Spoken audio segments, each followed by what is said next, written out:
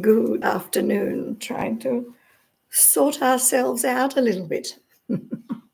I hope that's acceptable by you. Now let's just check this as well. And one more thing, the lighting. Have a bit of light so you can see me. Here we go. Beautiful. Beautiful. Very good afternoon to you on this Wednesday, the 3rd of April. This is the YouTube channel belonging to Silvana Pavlovska, an independent journalist. And we are going to continue today with our series of dedicated to the Macedonian question. And in particular, we are going to continue with the scholarly publication by Professor Dr. Igor Yanev, which came out in 2023. And something else to mention is that this title of this scholarly publication is the Prespa Agreement as a cultural genocide, he says, of the Macedonian national identity. And he goes on to say that towards the termination of an illegal treaty. It is a AGM Knjiga publication, and Professor Igor Yanev has written many books. His specialization is international law, and hence the topic of that we are covering. So we have done quite a few broadcasts on this issue, and we are going to continue with chapter 4, which is quite extensive because it gives a lot of detail as to the reasons why Professor Igor Yanev thinks the way he thinks, and he justifies his opinions based on research, his and others, and the knowledge of the United Nations Constitution and many other documents that relate to human rights issues, that relate to the status of states or countries that are members of the United Nations, and much more. So it is a very detailed chapter. We are still on chapter 4, and I'm going to now continue with the paragraph which starts off with, bear with me, I forgot to mention, we are broadcasting from Melbourne, Australia. So good day to everybody, not just in Australia, but around the world, and especially to Macedonian people who are living in Macedonia itself. After the complete fiasco with the referendum, this is the referendum that Macedonian government held in 2018. So after the complete fiasco with referendum 2018, in order to minimize his defeat and continue with the Prespa project, the already illegal process by definition, Zaev, that is the former prime minister of the Republic of Macedonia, Zaev started claiming that, or claiming it should read that the referendum was only an optional one, not an obligatory one, and that since it was undecided one, and undecided one is in quotation, the executive branch will now go to the parliament to bring it to the vote. At that moment, he demonstrated either complete absence of any legal education or and knowledge, or extreme arrogance, or perhaps both, with propensity to criminal behavior.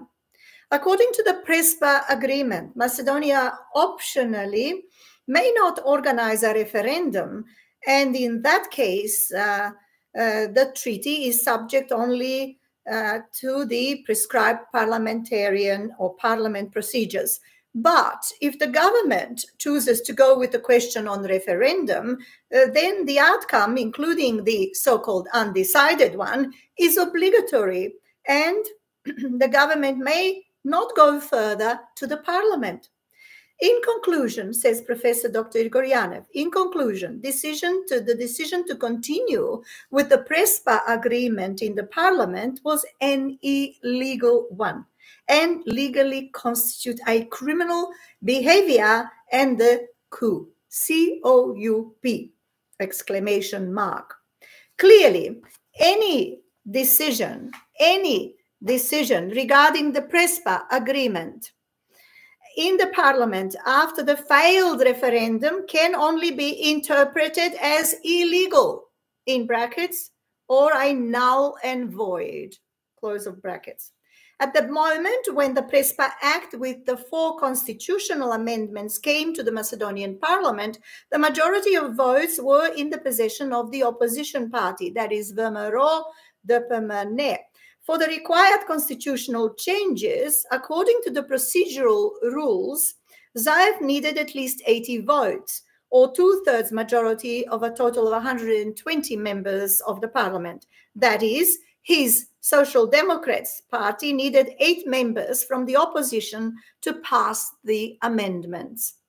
In order to solve the problem, the Social Democrats, that is the ruling party, people succeeded to corrupt 7 MPs. So Professor Grigoryanev is saying that the ruling party, the Social Democrats, succeeded in corrupting 7 MPs from the opposition party, VMRO DPMNE, and the last one, the 80th member of the parliament, was imprisoned.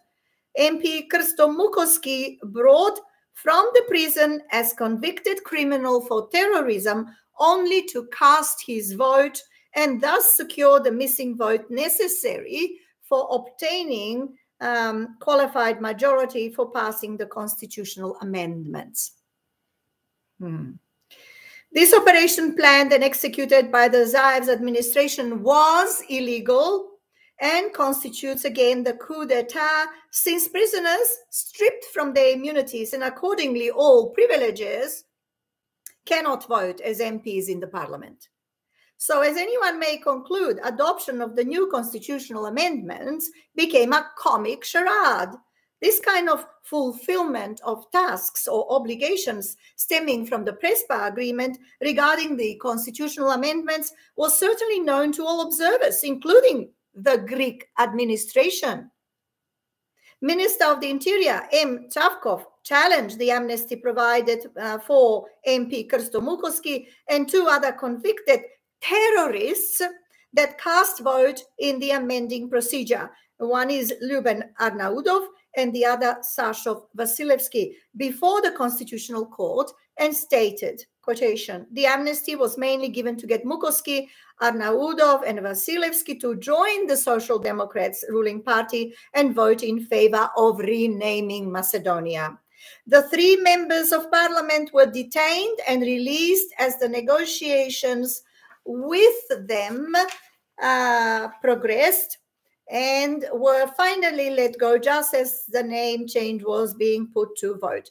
This left an impression of complete violation of the rule of law in the public, a sense that only got worse with the growing judicial scandals that followed. Basically, Minister Chavkov revealed that not only one terrorist, Mukoski, former member of VMRO DPMNE, was released from the jail in order to vote for renaming the state, but 2 others, former members of the same party, VMRO DPMNE, were released from prison only to ensure successful vote in favor of the renaming of the country by constitutional amendments. 3 out of those 8 VMRO DPMNE members who voted for renaming the nation, that is Krsto Mukoski, Lyuben Arnaudov and Sasha Vasilevsky, were convicted for storming the Macedonian Assembly in 2017 and were released from custody prison right after Zaev's speech on reconciliation and forgiveness just before voting on renaming took place. MP Mukoski, after the operation was completed, even gave a statement for the media that he now deserves the amnesty. After the voting took place and the state was renamed, he was not only released from detention and prison, but was actually awarded, according to the MP, a Miloshevsky with €4 million. 4 million euros, namely after the providing the provision needed victory to Zaev by helping an illegal operation of and changing of the constitution. He was a free person and got an award. Incredible. And to be accurate, Mukoski received for his efforts more financial awards, and he was politically reinstated and got a chance for political or diplomatic advancement. All in all, Zaev's administration, headed by the DSM, even did not try to hide the operation that was supposed to be a secret one. In conclusion, says Professor Igor Yanev, it was apparent to any independent media and observer that such form of police government was in fact tyranny rather than democracy. Essentially, Zaev's government smuggled constitutional changes through the Macedonian parliament, and that alone qualified the Prespa agreement as an illegal act that illegally imposed unwanted national identity revision in the legal and constitutional system. Therefore, the Republic of North Macedonia should be qualified as an imposed illegal state name, both from the international legal aspects, that is the violation of jus cogens, and the violations of domestic constitutional law and procedures. I think we should end it there. We're trying to keep the segments short to enable you to be able to follow what we are talking about, because this is such significant information and facts and truth. So we will continue chapter 4 from where we've just finished. Very shortly, you've been listening to Silvana Pavlovska and In Focus, broadcasting on YouTube under the same name, Silvana Pavlovska. From Melbourne, Australia, I thank you for your attention, and I'm looking forward to seeing you shortly.